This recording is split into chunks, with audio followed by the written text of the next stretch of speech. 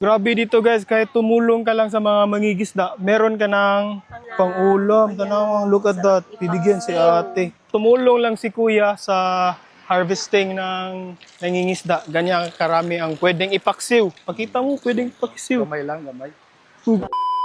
One of the main livelihood diri sa San Vicente is fishing. And naabtan gid mo ang kaabunda sa ilang seafoods diri. In fact, manghatag na sila no kung mutabang ka sa mga nanguha og isda ug naabtan gid na mo. Magkano yung nabili nyo? Hindi ako nagbili. Nagtulong lang ako maghila. Okay.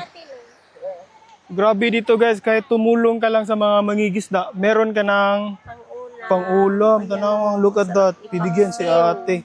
Ingana kaabunda ang seafoods diri. Minsan yung kanyang huli talagang as in apaw-apaw sa lambat nila. Grabe, no? Kaya minsan pinamimigay tag isang baldi, Oh. dalawang baldi. Boss. Yan yung bigay sa inyo, boss? Oh. Grabe guys, look at this. So tumulong lang si kuya sa harvesting ng nangingisda. Ganyan karami ang pwedeng ipaksiw. Pakita mo, pwedeng ipaksiw. Gamay lang, gamay.